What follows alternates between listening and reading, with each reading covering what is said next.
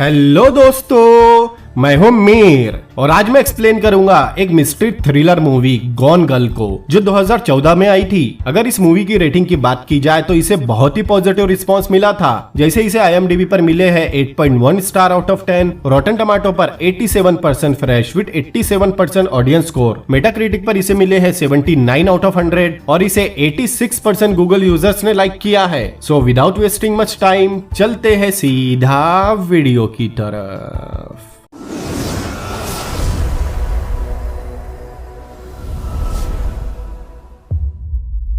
Movie की शुरुआत में हम निक नाम के आदमी को अपने घर के बाहर देखते हैं। कुछ देर बाद वो एक बार में जाता है। ये उसी का बार है जिसे उसकी ट्विन बहन मार्गो संभालती है। उनकी बातों से हमें पता चलता है निक की शादी को 5 साल हो चुके हैं। आज उसकी 5th एनिवर्सरी है। फिर हम किसी को एक डायरी लिखते हुए देखते हैं। कहानी फ्लैशबैक में जाती है। निक और एमी एक पार्टी में मिले थे जहाँ निक ने एमी को कुछ ही समय में इम्प्रेस कर लिया था। दोनों को पता लगता है दोनों ही राइटर है। निक एमी को बाहर लेकर गया, फिर उसे स्नोफॉल में किस किया। वहीं से उनका रिलेशन स्टार्ट हुआ। प्रेजेंट टाइम में निक बताता है हर साल एनिवर्सरी के दिन एमी उसके साथ एक गेम खेलती है जिसमें वो कुछ छुपाती है और निक के लिए क्लू छोड़ती है और निक को अपना गिफ्ट ढूंढना पड़ता है। फिर निक घर पहुंचता है। वो घर में एमी को बहुत आवाज देता है लेकिन एमी घर में नहीं थी। तब उसे टेबल टूटा हुआ दिखाई देता है। निक तुरंत पुलिस को कॉल करता है। उसके घर डिटेक्टिव रौंडा अपने असिस्टेंट के साथ आती है। फिर डिटेक्टिव पूरा घर देखती है। निक उन्हें बताता है वो दोनों ही राइटर है। दोनों 2 साल पहले यहाँ आए थे क्योंकि निक की मॉम बीमार थी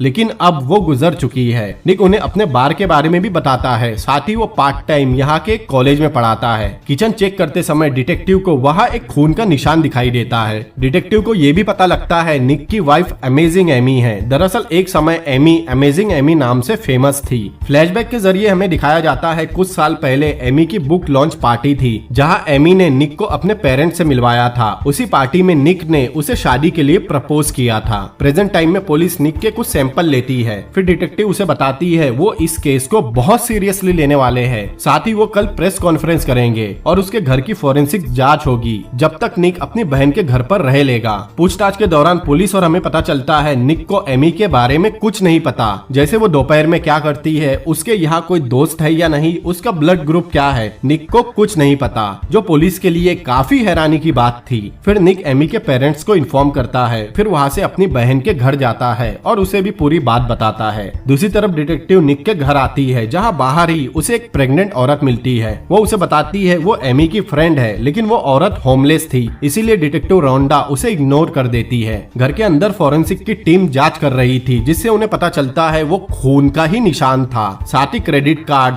कार, ये घर, निक का बार सभी एमी के ही नाम पर है। उन्हें एमी के अंडरगारमेंट में एक लिफाफा मिलता है जिस पर क्लू 1 लिखा हुआ था। सुबह निक और मार्गो पुलिस स्टेशन पहुंचते हैं जहां एमी के पेरेंट्स भी आ चुके थे।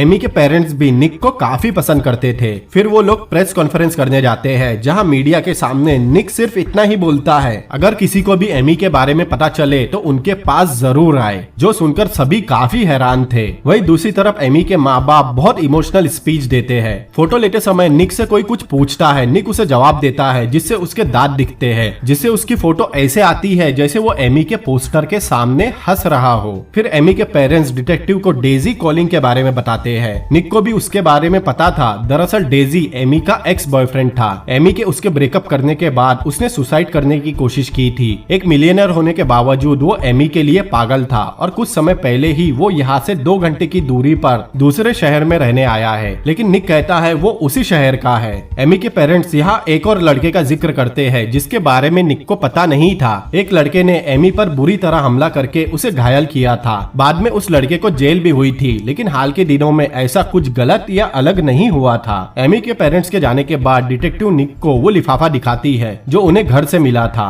निक बताता है हर एनिवर्सरी को एमी ये गेम खेलती है जिसमें क्लू दूसरे तक लेकर जाता है और आखिर में उसका गिफ्ट रहता है। उस लिफाफे में एक पहेली थी जिसे पढ़ने के बाद निक उसे सुलझा लेता है। उस पहेली का मतलब था निक के कॉलेज का ऑफिस में एक और और लिफाफा था। डिटेक्टिव को वहाँ एक पेंटिंग मिलती है जिसके बारे में निक को पता नहीं था। उस लिफाफे में किसी छोटे लकड़ी के मकान का जिक्र था। उसके पूछने पर निक बोलता है उसे इस पहेली का जवाब नहीं पता। लेकिन अगले सीन में निक एक लकड़ी के मकान में आता है जो उसके डैड का घर था। अंदर जाने के बाद निक सिक्योरिटी अलार्म में पासवर्ड डालता है, लेकिन पासवर्ड गलत था जिससे अलार्म बच जाता है। वहाँ निक को तीसरा लिफाफा मिलता है। तभी वहाँ वही डिटेक्टिव आती है। उसे निक दिखाई देता है। निक बोलता है ये उसके डैड का घर है और वो यहाँ आता रहता है। निक उसे तीसरे लिफाफे के बारे में कुछ नहीं बताता क्योंकि उसे लगा था ये लकड़ी का घर वही होगा, लेकिन निक मना करके चला जाता है जिससे पुलिस का शक उस पर और बढ़ गया था। दूर जाने के बाद निक उस लिफाफे की पहेली को पढ़ता है और एमी को गालियां देता है। कहानी फ्लैशबैक में जाती है जहाँ एमी निक को बताती है उसके डैड के ऊपर बहुत कर्ज है, इसीलिए वो उन्हें अपनी सेविंग्स दे रही है जो करीब करीब $1 मिलियन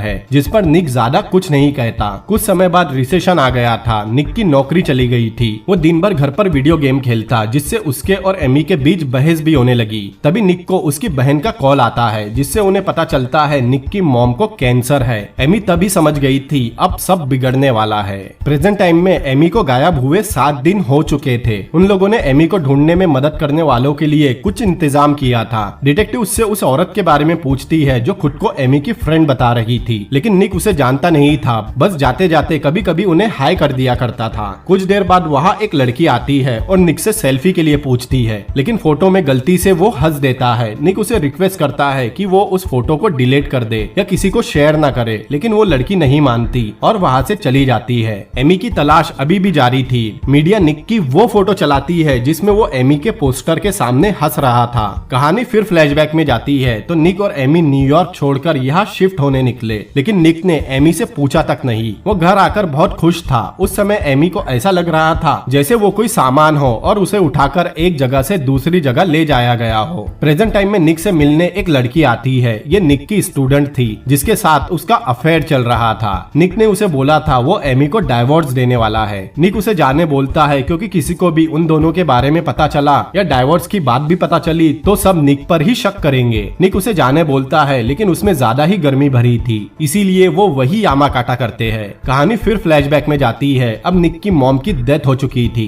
एमी ने अपने न्यूयॉर्क का घर बेचकर निक के लिए बार खरीदा क्योंकि वो अभी बेरोजगार था। एमी निक के लिए बस सेक्स टॉय बनकर रह गई थी, जिसके अलावा उसका कोई एग्जिस्टेंस ही नहीं था। लेकिन एक दिन एमी ने निक से बच्चे के लिए बात की, लेकिन निक को फिलहाल बच्चे नहीं चाहिए थे, जिस पर दोनों में बहस हो गई। तब निक ने उसे धक्का दे दिया था। उस दिन एमी को रियलाइज हुआ वो निक से डरने लगी है। आपको याद दिला दूं, ये सब फ्लैशबैक हमें उस डायरी के जरिए दिखाए जा रहे हैं। दूसरी तरफ डिटेक्टिव किसी गुंडे के पास जाती है जो एक ड्रग डीलर भी है, जिसके पास शायद एमी की इन्फो हो सकती है। डिटेक्टिव उसे एमी की फोटो दिखाती है। वो एमी को पहचान जाता है क्योंकि एमी ने उससे गन खरीदी थी जो छोटी हो जिसे वो अपने पास रख सके। उस दिन एमी बहुत डरी हुई थी और उस दिन वैलेंटाइंस डे था। कहानी फिर फ्लैशबैक में जाती है। एमी निक से डरने लगी थी। उसे लगने लगा था निक कभी भी उसे मार सकता है और वो डाइवोर्स इसीलिए नहीं मांग रहा क्योंकि उसका बार अभी भी उसके नाम पर है, इसीलिए वो अपने साथ गन लेकर सोने लगी। प्रेजेंट टाइम में सुबह निक उस लड़की को बाहर भेजता है, लेकिन मार्गो ने उसे देख लिया था। वो निक को गालियां देने लगती है क्योंकि उसकी वाइफ इतने दिनों से मिसिंग है और किसी को पता चला उसका अपनी 20 साल की स्टूडेंट के साथ अफेयर चल रहा है तो उसका नतीजा क्या होगा। वो उसे न्यूज दिखाती है जिसमें एक रिपोर्टर इनडायरेक्टली निक की वो फोटो दिखाकर उसे ही क्रिमिनल बोल रही थी और एक वकील जब निक का पक्ष लेता है क्योंकि जब तक प्रूफ ना हो जाए निक निर्दोष है, वो रिपोर्टर उसे बोलने नहीं देती। कुछ सुना सुना लग रहा है ना। खैर फिर निक अपने घर आता है क्योंकि फोरेंसिक का काम खत्म हो गया था। उसे किचन के फ्लोर पर सफेद निशान दिखाई देते हैं। पुलिस स्टेशन में डिटेक्टिव भी वो न्यूज देख रही थी। वो रिपोर्टर अभी भी निक को ही टारगेट कर रही थी, लेकिन डिटेक्टिव किसी रिपोर्टर के अंदाजा लगाने पर कार्रवाई नहीं करना चाहती थी, बल्कि वो सबूतों पर यकीन करती है। तभी उसे पता चलता है किचन के जमीन पर बहुत सारा खून था जिसे मिटाया गया है और वो खून एमी का ही था। रात में एक पार्क में एमी के लिए सेमिनार रखा गया था। मीडिया ने तो पहले ही उसकी धज्जियां उड़ा दी थी, लेकिन निक वहां पहुंचकर बहुत अच्छी स्पीच देता है। जैसे वो रोता नहीं, इसका मतलब ये नहीं कि उसे एमी की परवाह नहीं या उसने ही एमी को कुछ किया है, जिससे वहां मौजूद लोग भी उसके सपोर्ट में आने लगते हैं। लेकिन तभी वहां वही होमलेस औरत आती है जो खुद को एमी की फ्रेंड बता रही थी। वो चिल्लाकर बताती है एमी 6 वीक्स प्रेग्नेंट थी और निक से ही एमी के बारे में पूछने लगती है। ये सुनकर वहां मौजूद सभी लोगों को शॉक लगता है, लेकिन निक वहां से जाने लगता है और मीडिया उसका पीछा करने लगती है। वो किसी तरह पुलिस की कार में वहाँ से निकलता है। उसके घर के बाहर भी पूरी मीडिया की फौज खड़ी थी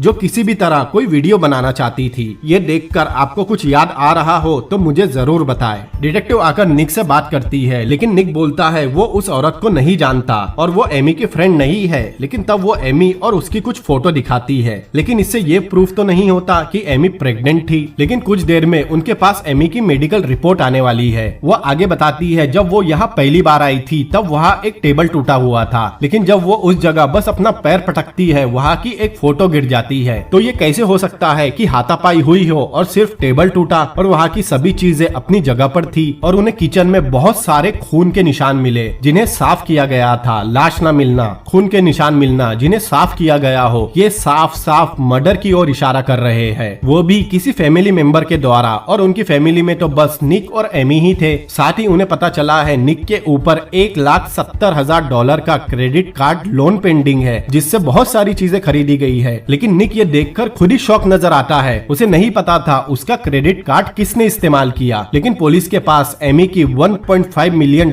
की लाइफ इंश्योरेंस पॉलिसी थी जिसे निक ने ही फाइल किया था, जिस पर निक बोलता है क्योंकि एमी ने ही उसे इंश्योरेंस लेने कहा था। तभी डिटेक्टिव को एक फोन आता है। उसे पता चलता है एमी सच में प्रेग्नेंट थी, जिसे सुनकर निक को बहुत बड़ा शॉक लगता है। लेकिन वो आगे उससे बात नहीं करता जब तक उसके साथ उसका लॉयर ना हो। फिर मार्गो उसके घर आती है। बाहर मीडिया का मेला लगा हुआ था, लेकिन निक उसे बोलता है एमी ही बच्चा नहीं चाहती थी। वो लोग क्लिनिक भी गए थे, लेकिन बाद में एमी ने बच्चे के लिए मना कर दिया। वो मार्गो को उस क्लिनिक की रिपोर्ट दिखाता है। उस बॉक्स में डेजी का भी लेटर था, वही अमीर लड़का जो एमी के पीछे पागल था। वो एमी को अभी भी खत लिखता था। निक को तो बच्चा चाहिए था, लेकिन अब उसकी बात कोई नहीं मानेगा। ऊपर से ये सब लेटर और रिपोर्ट तो उसके और ज्यादा खिलाफ नजर आएगी, क्योंकि इससे समझ में आ रहा था वो एमी से नफरत करता है। निक मानता है वो एमी से नफरत करने लगा था, लेकिन उसने एमी के साथ कुछ नहीं किया। दूसरी तरफ डिटेक्टिव निक के डैड के घर जाती है, क्योंकि उसे शक था निक उस दिन कुछ छुपाने यहाँ आया होगा।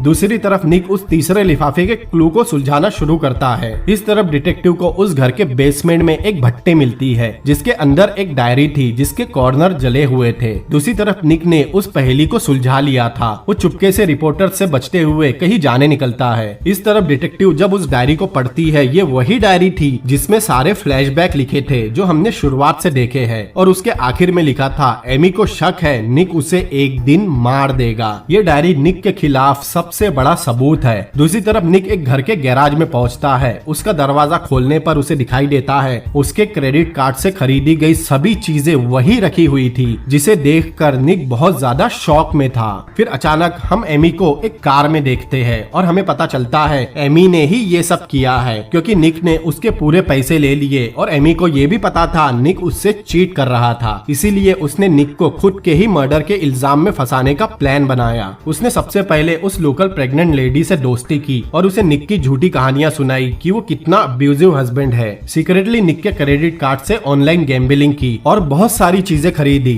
फिर निक के जरिए लाइफ इंश्योरेंस खरीदा, कैश में एक कार खरीदी, लोगों के सामने ऐसी छवि बनाई कि लोग उसे पसंद करने लगे। फिर एक दिन उसने टॉयलेट को खराब किया और अपनी उस प्रेग्नेंट दोस्त को घर बुलाया। उसे बहुत ड्रिंक पिलाई जिससे उसे टॉयलेट आ जाए। फिर उसका यूरिन चुराया जिससे मेडिकली वो प्रेग्नेंट साबित हो, क्योंकि अमेरिका में लोग प्रेग्नेंट लेडी को बहुत पसंद करते हैं। फिर अपने एनिवर्सरी वाले दिन निक के जाने के बाद उसने क्राइम सीन ऐसे बनाया जिसे देखकर पुलिस को शक हो। फिर अपना बहुत सारा खून निकाला और खून के कुछ छींटे किचन में फैलाए और बाकी जमीन पर फैला दिया। फिर उसे साफ भी कर दिया। उसने डायरी लिखना पहले ही शुरू कर दिया था। शुरुआत में तो एमी ने दोनों के मिलने की कहानी बिल्कुल सच लिखी, लेकिन बाद में उसने कहानी गढ़ना शुरू कर दिया। मतलब निक का उसे मारना, उसका डरना, सेक्स टॉय बनना सब कुछ झूठ था। फिर उस डायरी को ले जाकर निक के डैड के घर में रख दिया, इस तरह से जैसे लगे डायरी को जलाने की कोशिश की गई हो। उसी ने उस घर के सिक्योरिटी अलार्म कोड बदले थे और वहाँ तीसरा क्लू रखा, क्योंकि उसे किसी तरह इस घर में पुलिस को लाना था।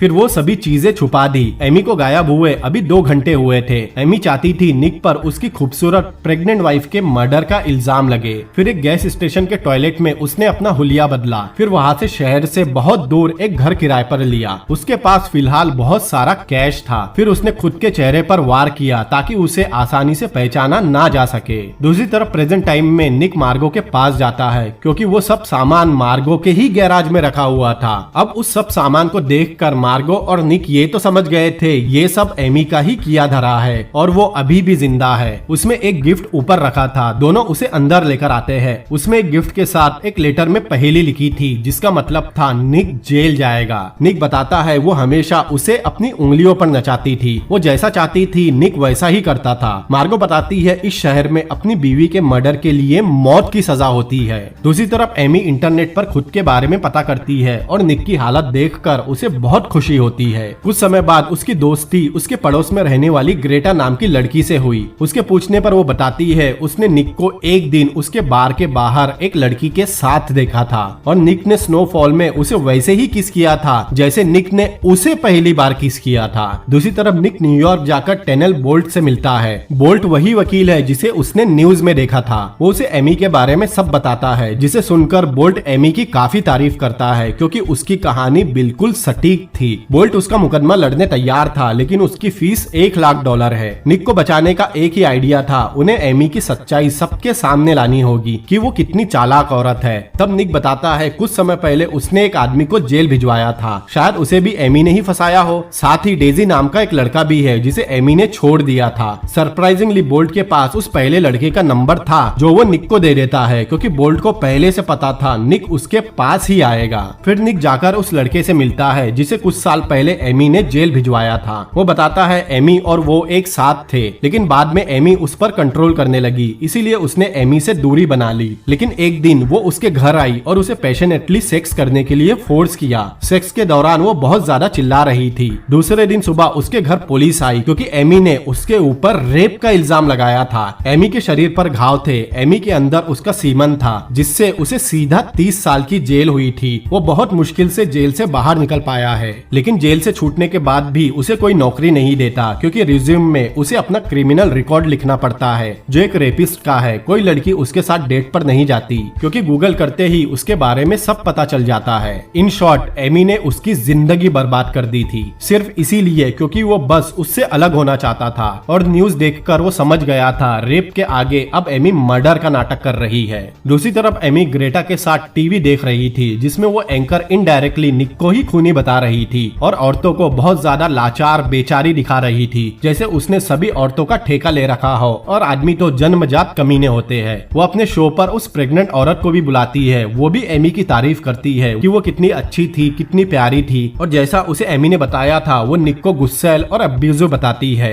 लेकिन ग्रेटा को लगता है एमी बहुत कमीनी और चालाक नजर आ रही है। उसे पता नहीं था उसके बाजू बैठी लड़की ही एमी है। ग्रेटा उठकर बाथरूम जाती है तब एमी उसके ड्रिंक में थूक देती है और ग्रेटा आकर उसे पी भी लेती है। दूसरी तरफ निक एयरपोर्ट पर था जहाँ से वो मार्गो को कॉल करता है क्योंकि उनके पास उतने पैसे नहीं थे लेकिन मार्गो के पास कुछ सेविंग्स थी और वो एक लोन ले लेगी जिससे वो बोल्ट की फीस भर देंगे। निक के सामने ही टीवी थी। वो कमीनी एंकर निक और मार्गो की फुटेज को इस तरह प्ले करती है जैसे लगे दोनों भाई बहन के बीच शारीरिक संबंध हो। यहाँ तक कि निक के पीछे बैठा आदमी उसे ताना मारता है जैसा उसका अपनी बहन के साथ कुछ चल रहा है जिसकी वजह से उसे अपना चेहरा छुपाना पड़ता है। दूसरी तरफ एमी बहुत खुश होती है क्योंकि उस शहर में इस क्राइम के लिए मौत की सजा सुनाई जाती है। निक डेजी के घर पहुंचता है। ये वही अमीर लड़का है जिसे एमी ने छोड़ दिया था और ये अभी तक उसे खत लिखता था। इसका मतलब समझे आप, एमी जिसे चाहे छोड़ सकती थी लेकिन कोई भी एमी को छोड़ने की जुर्रत करे तो एमी उसे रेप केस या मर्डर केस में फंसा देगी।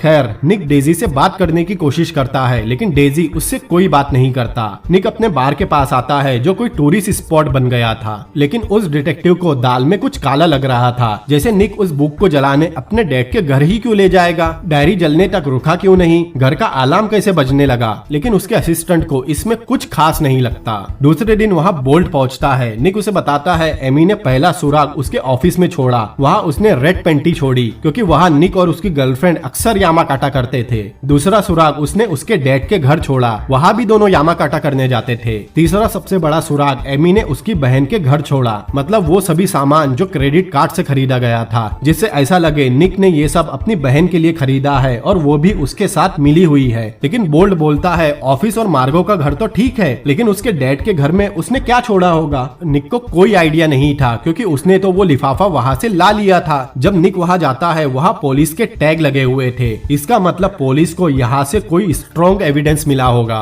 बोल्ट बताता है उसकी गर्लफ्रेंड कभी भी खुलासा कर सकती है कि उसका और निक का अफेयर चल रहा है, इसीलिए उन्हें खुद पुलिस को इसके बारे में बताना होगा। साथ ही मार्गो के घर में रखे सामान के बारे में भी, जिससे पुलिस मार्गो के पीछे पड़ने वाली थी। बोल्ट 2 जासूसों को एमी को ढूंढने भेजेगा, लेकिन निक को कोई अंदाजा नहीं था वो कहाँ हो सकती है। एमी ग्रेटा और उसके बॉयफ्रेंड के साथ गोल्फ खेल रही थी, लेकिन तब गलती से उसके पैसों की गड्डी गिर जाती है, जिसे ग्रेटा और उसका चर्सी बॉयफ्रेंड देख लेता है। निक के घर के बाहर मीडिया वाले तो ऐसे बैठे थे जैसे कोई तमाशा चल रहा हो। बोल्ट का अगला प्लान था निक एक टीवी इंटरव्यू देगा जिसमें वो अपने अफेयर का खुलासा करेगा। लोग पहले उससे नफरत करेंगे, बाद में सोचेंगे कितना अच्छा आदमी है कि नेशनल टीवी पर अपनी गलती मान ली, इसीलिए निक भी मान जाता है। दूसरी तरफ ग्रेटा और उसका बॉयफ्रेंड एमी के घर में घुस आते हैं। एमी उन्हें पुलिस को बुलाने की धमकी देती है, लेकिन वो लोग समझ गए थे एमी यहाँ किसी से छुप रही है, वो कभी पुलिस को नहीं बुलाएगी, और दोनों एमी के सारे पैसे छीन कर चले जाते हैं और एमी बस चिल्लाती रह जाती है। फिर एमी वहाँ से चली जाती है और किसी को कॉल करती है। दूसरी तरफ निक का इंटरव्यू होने वाला था। बोल्ट उसे तैयार कर रहा था कि उसे टीवी पर कैसे बोलना है, किस तरीके से बोलना है कि देखने वाले उसे सच माने।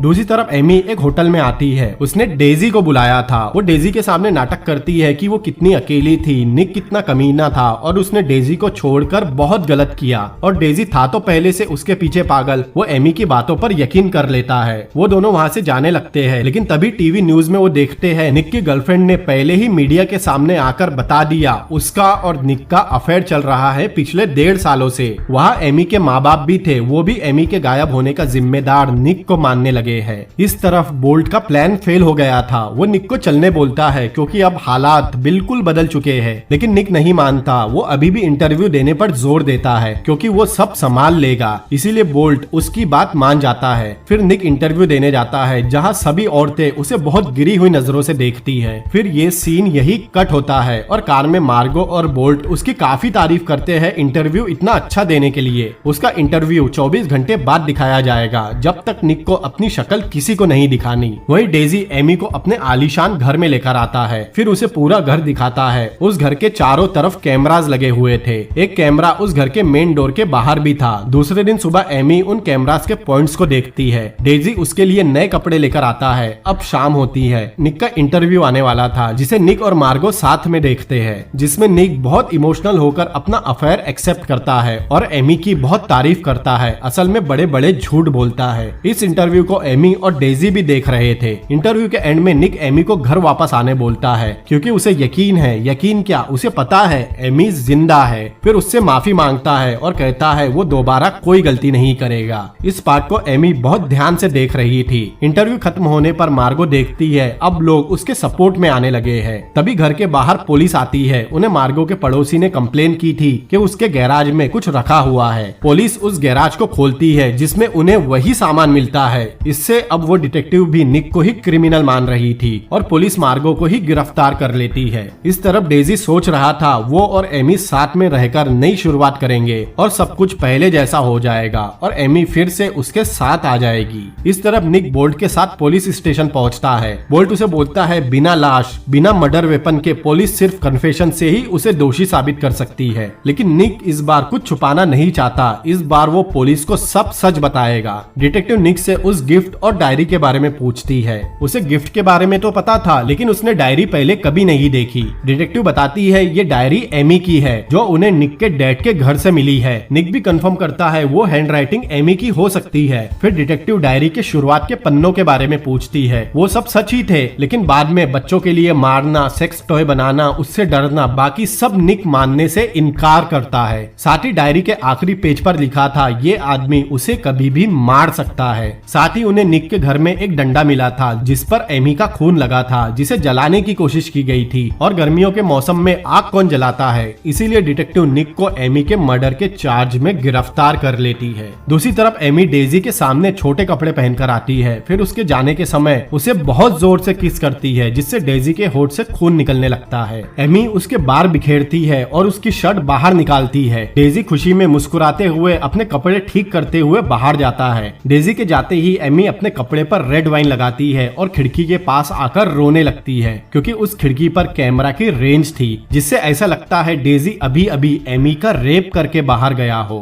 मतलब एमी कुछ करने वाली है। दूसरी तरफ निक को किसी तरह तरह बेल मिल जाती है। अब बोल्ट को कोर्ट ट्रायल की तैयारी करनी थी। उनके बाहर निकलती ही मीडिया कुत्तों की तरह उनका पीछा करने जाती है। फिर कुछ दिन बाद एमी रस्सी से अपने हाथों पर निशान लगाती है, जैसे उसे बांध कर रखा गया हो। फिर वाइन की बोतल अपने प्राइवेट पार्ट में डालती है। डेजी घर आता है। एमी सामने उसका इंतजार कर रही थी। डेजी के आते ही एमी उस पर टूट पड़ती है। एमी उसे बहुत ज्यादा एक्साइट करती है। दोनों इंटीमेट होने लगते हैं और जैसे ही डेजी ठंडा पड़ता है एमी बॉक्स कटर से डेजी का गला काट देती है। डेजी बचने की कोशिश करता है लेकिन एमी उसके हाथ पकड़ लेती है और बेचारा डेजी जो उससे सच में प्यार करता था बेमौत मारा जाता है। दूसरे दिन सुबह निक को कुछ आवाज आती है। जब वो बाहर जाता है, बाहर एमी थी। वो खून से लथपथ निक के पास आती है और उसके हाथों में बेहोश होने का नाटक करती है। हॉस्पिटल में डॉक्टर कंफर्म करते हैं एमी के साथ रेप हुआ है। डिटेक्टिव निक से बात करती है। निक उसे सब सच बता देता है। फिर एमी को ऑफिसर्स के पास लाया जाता है। वो कहानी को इस तरह मोड़ती है कि पूरा दोष डेजी के ऊपर जाता है। साथ ही वो डेजी पर इल्जाम लगाती है उसने 1 महीने तक उसके साथ रेप किया, जिससे उसका बच्चा भी मर गया और उन्हें उसके घर के सीसीटीवी फुटेज देखने चाहिए। डिटेक्टिव उससे क्रॉस क्वेश्चन करने की कोशिश करती है लेकिन एमी उस पर ही इल्जाम लगाती है। अगर वो नहीं आती तो वो उसके निर्दोष हस्बैंड को जेल में डाल देती। डिटेक्टिव वहाँ कुछ नहीं बोल पाती।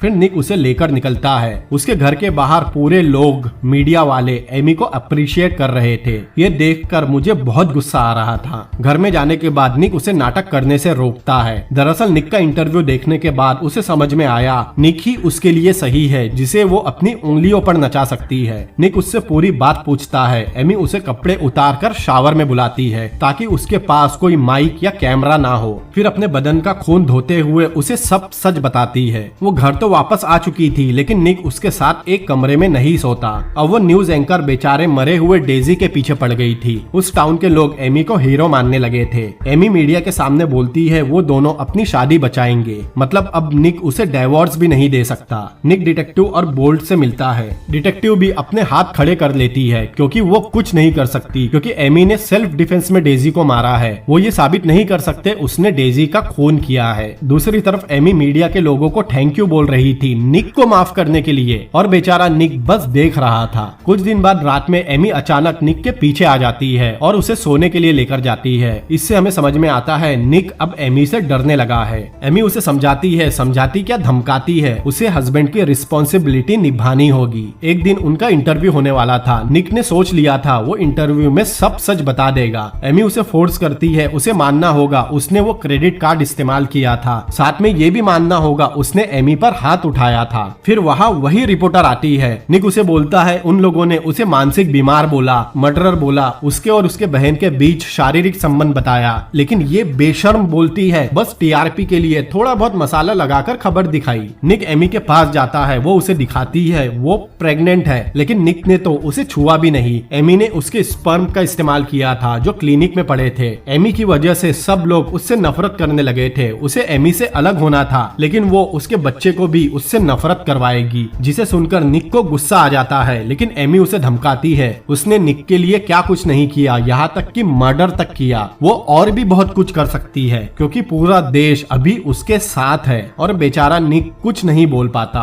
फिर निक मार्गो से मिलता है। वो बेचारी अपने भाई की हालत पर रो रही थी। निक ने फैसला कर लिया था वो अपने बच्चे को नहीं छोड़ने वाला, चाहे उसे अब एमी के साथ क्यों ना रहना पड़े। उसका बच्चा उसकी जिम्मेदारी है। अब उसकी इच्छाओं की कोई अहमियत नहीं है। फिर हम वो इंटरव्यू देखते हैं जिसमें दोनों ने अनाउंस कर दिया था एमी प्रेग्नेंट है और बेचारा निक हमेशा के लिए एमी के साथ फंस गया था। और इसी के साथ ये मूवी भी यही एंड होती है। तो दोस्तों ये मूवी मैंने क्यों एक्सप्लेन की, सिर्फ आपको ये बताने कि औरतें भी गलत हो सकती है, बल्कि मोस्टली केसेस में तो औरतें ही गलत होती है। जैसे विष्णु तिवारी का केस, उन्हें फेक रेप के केस में 20 साल जेल काटनी पड़ी। और लेटेस्ट एग्जांपल है जोमेटो बॉय का। मैं बस इतना कहना चाहता हूँ जरूरी नहीं जो दिख रहा है वही सच है, और अंधे बनकर किसी को भी सपोर्ट नहीं करना चाहिए, खासकर लड़कियों को, क्योंकि वो लड़की है इसीलिए सच बोल रही है ऐसा हमेशा नहीं होता। ऐसी लड़कियां इसी चीज का फायदा उठा रही है। तो दोस्तों ये मेरा तरीका था जोमेटो बॉय को सपोर्ट करने का।